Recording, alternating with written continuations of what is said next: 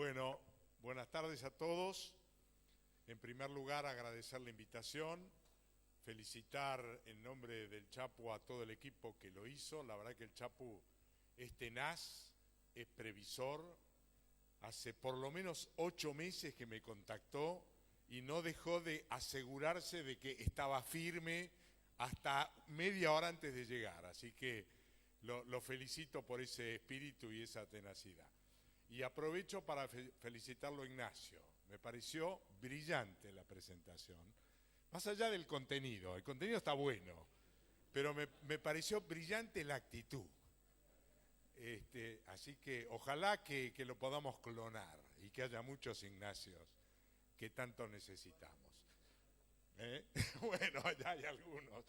Bueno, un poco la idea de la presentación es plantear qué está pasando en el mundo, en la ganadería, para tener una visión global. Esto quienes han estado en alguna charla que he dado en Balcarce no hace mucho, lo van a ver repetido, pero son 4 diapositivas, no los voy a cansar con eso.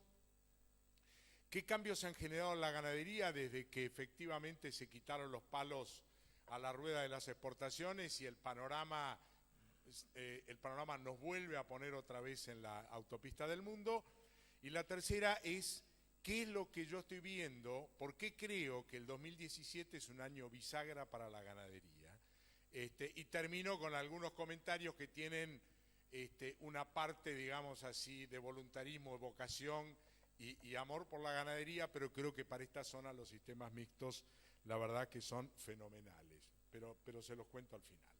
Esto simplemente para arrancar, esto fue, digamos, de alguna manera la caída brutal de las exportaciones de la Argentina, desde que el gobierno decidió intervenir, decidió que la mesa de los argentinos tenía prioridad y de alguna manera nos sacó del mercado internacional. Solo como comentario, no voy a hacer más análisis de lo que pasó, vamos a mirar para adelante, pero me parecía que era una buena plataforma de lanzamiento, teniendo en cuenta que hace 10 años participábamos con más del 10% del mercado internacional y que hoy estamos raspando el 1,8%, lo que significa prácticamente una huida por la puerta de servicio.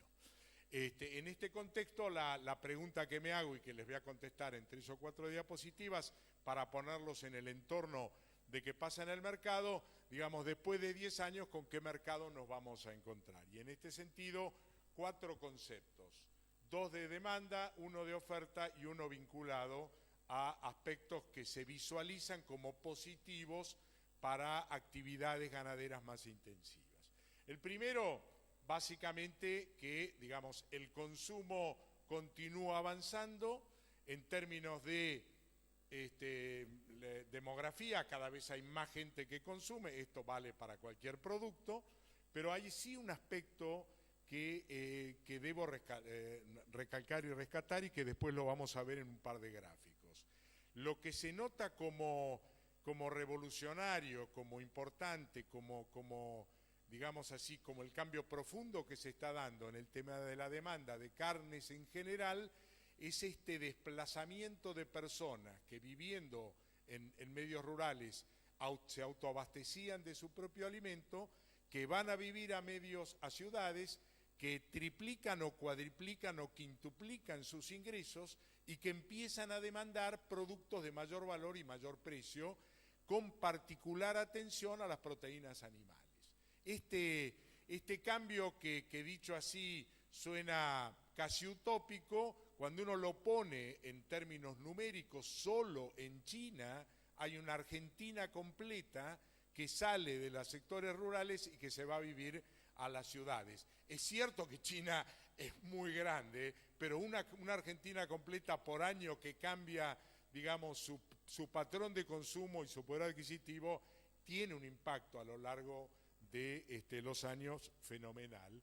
Por esa razón, los especialistas de la OECD y de la FAO están previendo que más allá del crecimiento de la población, el consumo por habitante y por año en el mundo de carnes va a crecer cerca del 4%.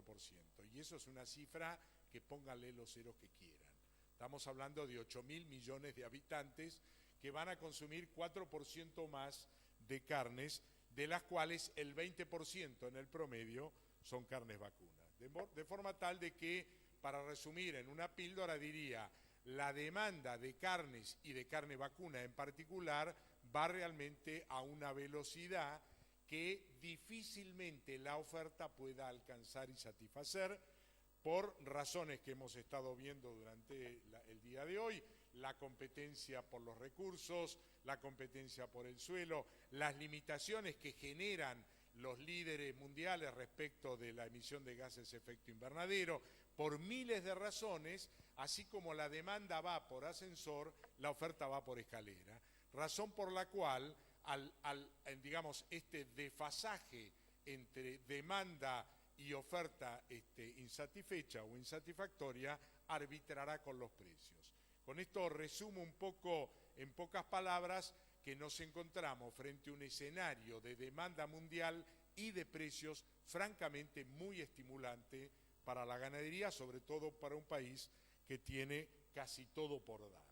Y quería referirme al último tema de este resumen muy breve de la visión de los próximos 10 años, es que lo que están viendo los especialistas es que el crecimiento, que muy bien Pablo nos contó en el maíz, en el trigo, pero también se da en los otros cultivos y en particular en el maíz, que es central, digamos, para la producción de carnes, es que a diferencia de lo que ocurrió en la última década, que el maíz se utilizó en buena medida para la producción de biocombustibles, en la próxima década va a ir destinado mayoritariamente a la producción de carne. Y la razón la van a ver en este gráfico, y este gráfico lo que intenta mostrar es, en este eje para ustedes de la izquierda, digamos, cuántos kilos de maíz puedo comprar con el valor de un kilo de carne llevado a kilo gancho o kilo res, no kilo vivo.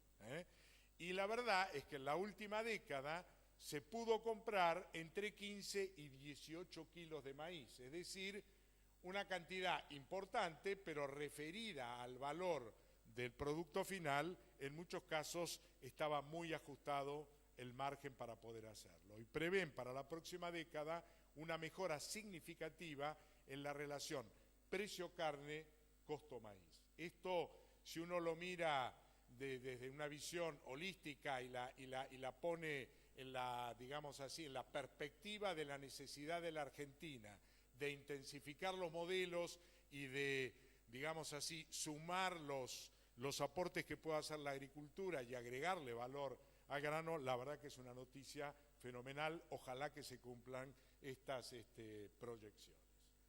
Esto en términos así de lo que prevén. Ahora veamos un poco qué pasó en los últimos 10 años en el mercado internacional de la carne y qué proyectan para los próximos 10. Acá lo que van a ver en estas columnas, en donde verán colores apilados que tienen que ver con el volumen que cada una de estas regiones importó anualmente, nos pone básicamente, si miramos el número global, que hace 10 años, cuando exportábamos casi 800.000 toneladas, el mercado mundial estaba en torno de los 7.100.000 toneladas. Por eso decíamos, la participación nuestra superaba cómodamente el 10% del mercado mundial. Cuando nos plantamos en el 2015, ya están, básicamente, que ya cerró, estuvo muy cercano a los 11 millones de toneladas, nosotros bajamos a 200.000 toneladas, por eso estamos arañando el 1,8%, y cuando se proyecta al 2025, están previendo ya superar los 13 millones de toneladas. Acá hay dos comentarios. El primer comentario vinculado a cuáles han sido las regiones que han crecido de manera más significativa, y no es casual, son todas aquellas en el que el proceso de urbanización, este traslado a las ciudades y este cambio de poder adquisitivo de consumidores que demandan, digamos, proteína animal y entre ellas carne vacuna, se da fundamentalmente en Asia, con China a la cabeza, se da de manera significativa también en África y, como verán, también se da en América Latina. 3 regiones en los que básicamente sus países pertenecen a los que llamamos países con economías emergentes o en crecimiento o en desarrollo. Y el segundo tema que sí quiero destacar es que en un commodity maduro como la carne vacuna, un crecimiento del 45% del volumen en los últimos 10 años es algo extraordinario, que si miráramos décadas para atrás, difícilmente se repite un crecimiento de esta magnitud. Prevén el 22, yo creo que se quedaron cortos o en todo caso están siendo cautelosos en función de la capacidad de la oferta de acompañar este crecimiento. ¿Y por qué llego a esa conclusión tan simplista? Porque cuando miramos la evolución de los precios, acordarán conmigo que el factor de ajuste que arbitra entre demanda satisfecha, demanda totalmente, digamos, con exceso de oferta o demanda en equilibrio, básicamente es el precio. Centralmente es el precio, en tanto no haya arbitrariedades de otro tipo que la limiten. Fíjense ustedes qué pasó con la evolución del precio del pollo en los últimos 10 años. Lo ponemos todos en valor 100, son valores diferentes, pero para poder compararlos, el pollo termina ubicándose 10% por arriba en valores índices de lo que estaba 10 años atrás. Lo que indicaría que está entre oferta y demanda con un pequeño desequilibrio a favor de la oferta, en el sentido de que se quedó un poquito corta y logró mejorar en algo el valor promedio del producto. Cuando lo miramos en el cerdo, la situación es bastante más compleja porque queda cuanto menos igual o por debajo en precio de lo que estaba hace 10 años, mostrando básicamente que oferta y demanda están en equilibrio e incluso que la oferta llega a superar ligeramente la capacidad de absorción. Acá un solo comentario para aclarar el tema.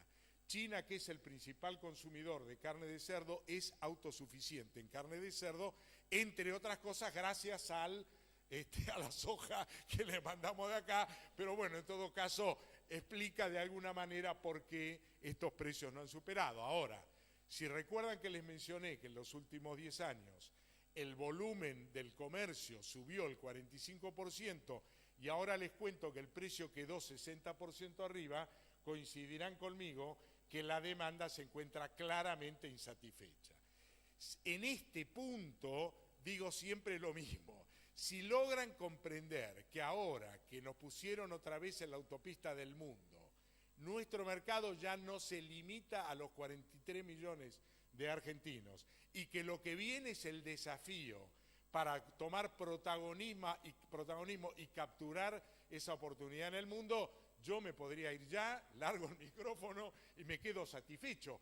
Nos cuesta entender, y es claro que así sea, porque en los últimos 10 o 11 años venimos mirando el mercado de Liniers como si fuera el altar de la catedral, con todo respeto a la catedral vecina, digamos, ¿no? Pero esto es un poco lo que nos está ocurriendo. No terminamos de entender que ahora estamos para atender a 8.000 tipos que tienen guita y quieren comer carne, que no alcanza. Entonces, si comprenden este tema, todo lo que les voy a contar después, pueden mirarlo como un exceso de optimismo del cual soy devoto, pero además comprenderán que hay razones, digamos, racionales que justifican este optimismo y este entusiasmo. Así que simplemente decirles que, digamos, para aclarar por qué después veo que el 2017 va a ser un poco la bisagra de la ganadería, es que Argentina ha estado afuera del mercado que está dentro de estos redondeles.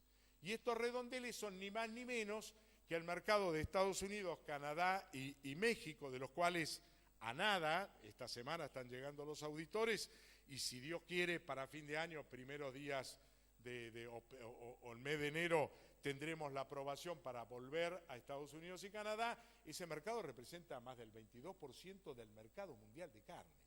Cuando yo veo que no se le da demasiada trascendencia, bueno, es un mercado de 20.000 toneladas, que entramos sin arancel, yo digo, muchachos, 22% del mercado mundial y estamos a semanas de ingresar a ese mercado. Yo ya estaría con la maraca, con el carnaval carioca, con todo, y acá estamos arrastrando los pies. Es increíble, yo la verdad que me sorprende. Pero Ignacio nos va a acompañar con la maraca. Vamos con la maraca, arriba.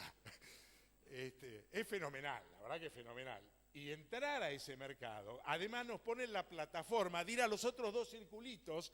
Aquel que parece chiquitito resulta que es el 10% del mercado mundial, que además son los que más pagan, Japón y Corea.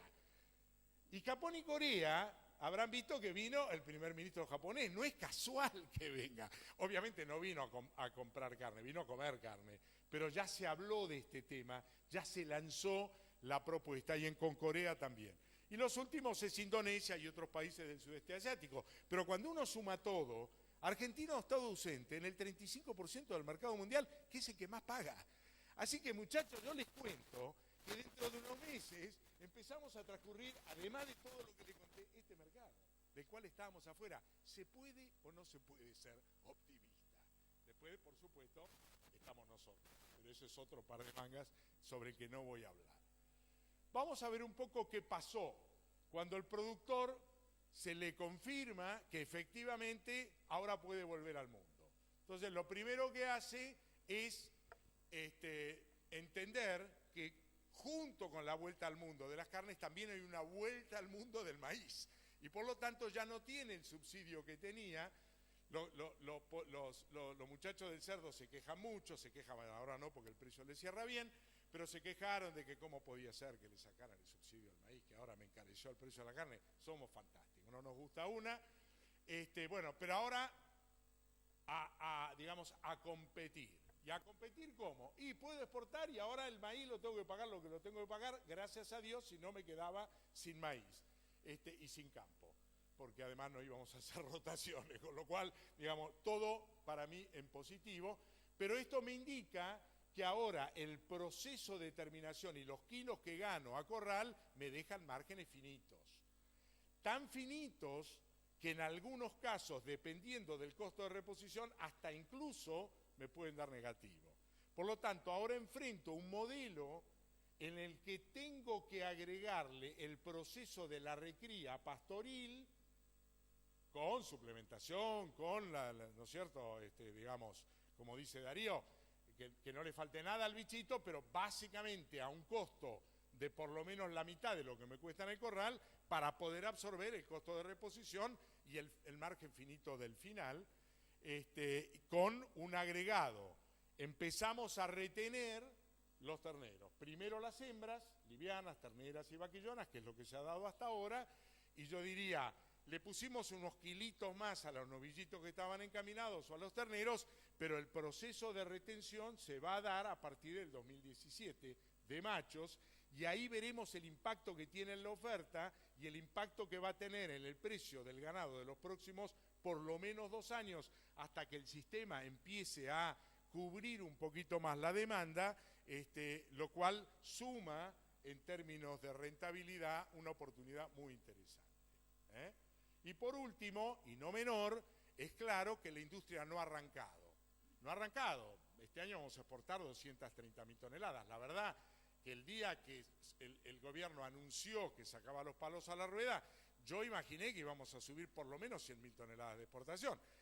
Y la verdad, subimos 30.000. ¿Y por qué subimos 30.000? Y bueno, porque los 15 mangos y pico de diciembre ahora son 14,90, 15,10, y en el medio la inflación que tuvimos, y en el medio los costos, y en el medio todo lo demás. Pero lo más importante, que ha limitado el despegue de las exportaciones, es que no hay materia prima para exportar. Fíjense ustedes, esto es lo que pasó con los novillos.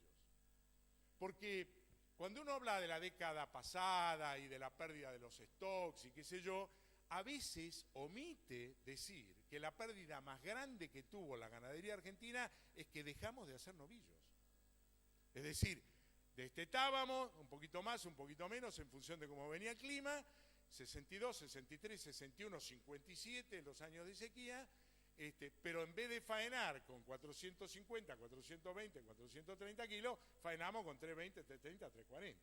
Como faenamos los terneros y como faenamos los novillitos, dejamos de tener novillos. Y esto es lo que pasó con el stock. En 10 años pasamos de 6.600.000 a 2.830.000. Es decir, nos comimos 3.800.000 novillos. Nos comimos, es una forma de decir, dejamos de producirlos. Y la verdad que cuando uno mira este número y dice, Para cumplir la cuota Hilton de 30.000 toneladas necesito más de 1,5 millones de novillos trazados que no vengan de feedlot declarado. Aclaré lo de declarado. Antes decía que no venga de feedlot y me miraban y yo digo declarado, ¿no es cierto? 1,5 millones. Y la 481 que viene fenómena, ¿no es cierto, Darío? Que es un buen negocio y que viene creciendo. Y China, y ahora viene Estados Unidos y viene Canadá. Yo digo, ¿de dónde va a salir? Entonces, frente a este escenario que es inexorable, que no se resuelve ni en 1, ni en 2, ni en 3 años, para la industria se les presenta un problema importante y para la producción una oportunidad única e irrepetible. Voy a tener lo que ellos quieren y la manija de la sartén la voy a tener yo, por lo menos hasta que equipare oferta con demanda, y eso va a demorar no menos de 3 a 4 años.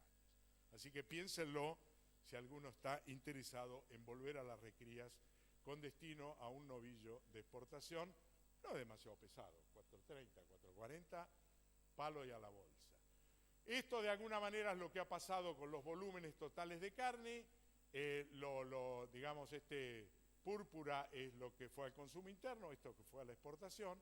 Acá no se nota tanto la caída brutal, digamos, de las exportaciones, pero verán que venimos planchados en las 200.000 y el año que viene vamos a crecer un poco. Recién en el 2018 vamos a volver a la media histórica, si todo va bien, por supuesto. Lo que sí está claro, y esto le mencionaba hoy, es que el volumen total de carne disponible por las retenciones que se están generando no van a pasar para el mercado interno de 52, 53 kilos contra los 60 del año pasado y los 55 de este año. Es decir, va a haber menos carne vacuna disponible y por lo tanto la tensión entre oferta y demanda va a jugar a favor de precios sostenidos. ¿Qué cosas veo yo?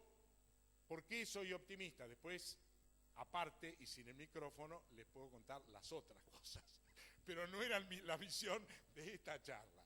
La misión de esta charla es qué es lo que veo yo. Miren, el tipo de cambio está bajo, sí, pero ya hay un compromiso formal de dar reembolsos a la exportación. En principio 5%. Entonces la industria dice, pero es poco, no me alcanza. Le digo, muchacho, iba a decir una grosería. Una vez que esté adentro, iba a decir otra cosa, después hay posibilidades de que se incremente. Si volvemos a impulsar reembolso, vamos en el buen camino. Así que esto ya está, incluso está en el presupuesto. Baja de tasas de inflación, parte de deseo, parte de voluntarismo, yo creo que va a ocurrir, pero lo iremos viendo. Lo que sí está claro, que hay un avance importante en el desarrollo de herramientas financieras para acompañar este proceso de crecimiento y retención. No me voy a detener. La mejora de la competitividad por control de la informalidad. En esto sí, un par de comentarios, pero no lo voy a hacer largo. La informalidad ha sido y es uno de los cánceres más importantes de cualquier actividad que se precie y que tenga ganas de crecer. Yo pongo el ejemplo del ovino porque todos lo conocemos. Si alguien me dice en qué frigorífico ovino va a vender, cuánto le facturan y dónde le depositan el IVA en el CBU, yo lo felicito, lo aplaudo y lo hago pasar al frente. La informalidad del ovino destruyó la actividad y la informalidad de la carne vacuna, particularmente en los últimos 10 años, nos está llevando camino al foso. Afortunadamente, con las nuevas autoridades y sobre todo con un trabajo espectacular de 24 entidades que conforman la Mesa de las Carnes, se logró armar un modelo que va a generar un avance fenomenal en el control de la informalidad, que se enterarán en las próximas semanas y que se pondrá en marcha el 1 de enero del 2017. Le asigno tanta importancia a la mejora de la competitividad de los formales que me animo a pensar que va a ser una de las palancas más grandes de la mejora del negocio ganadero del año 2017 en adelante. Divídanme por la mitad, igual va a ser extraordinario. Claro, yo me cubro, ¿viste? Después viene la pregunta. Bueno, pero es así, va a ser fenomenal. Yo no lo vi en 45 años de profesión y 25 de estar en el sector, vinculado al sector de los frigoríficos. Cambios importantes en la trazabilidad, también se van a enterar en estos días. Lo único que les quiero comentar es que todo ternero que nazca en la Argentina va a tener derecho de ir a la exportación. Punto. Y que las vaquitas no van a tener más doble caravana y que no va a haber que inscribirlas individualmente. Con eso ya alcanza para que se diviertan. Y que todos los campos que están afuera del sistema de cría van a entrar otra vez al sistema. Así que espectacular, en los próximos días se confirma y se anuncia. Para mí esto también es fenomenal. Y por último, en lo que les mencioné, entrar al circuito de mayor valor dentro del mercado internacional. ¿Qué es lo que veo yo? Y con esto ya voy cerrando. Nada más que comentarios, yo diría, al correr de la pluma. No merita mucho más que eso, porque lo que voy a decir casi que son verdades de perogrullo. Pero yo digo, no tengo duda que así como el sistema anterior de desteto, corral, 90 días, palo y a la bolsa, le daba poco espacio, digamos, al campo, a la agricultura, a las pasturas, a las rotaciones, porque prácticamente el bichito pasaba de la teta al corral, digamos. Las recrías le dan una oportunidad fenomenal a la integración agrícola-ganadera. Es más, acá no están lejos de los puertos, digamos, pero cuando uno se va alejando un poquito de los puertos y pasa de 300 a 400 kilómetros de puerto, la necesidad de integrar grano con transformación en carne, de la carne que sea, casi les diría que es de supervivencia. Ni que hablar Santiago, Salta, Tucumán o el Chaco. Con lo cual lo veo como una oportunidad fenomenal de integración. Lo segundo es que la ganadería agrega flexibilidad al momento de la venta, es decir, yo tengo más o menos, puedo calzarme en el mercado de granos, pero a la guita, la venta, la realización, yo con la ganadería, en la medida en que voy armando sistemas de recría, la voy desarrollando a lo largo del año, y eso es realmente muy importante. Más allá de entrar en los corrales, digo, con la recría sola. Lo mismo pasa con venta fuera del periodo de cosecha, lo mismo pasa con de alguna manera, la utilización de los recursos físicos y humanos para aprovechar periodos de menor intensidad agrícola. Y lo último, para esta zona en particular, es que ustedes tienen la fábrica al lado. Yo diría, abren la tranquera y entran los terneros.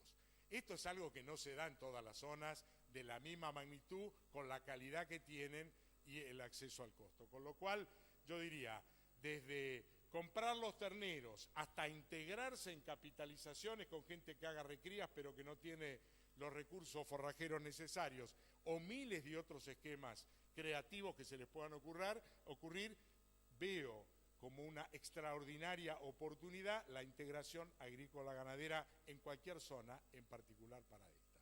Con esto termino, les agradezco mucho, esto lo vamos a dejar y quedo para las preguntas. Muchas gracias.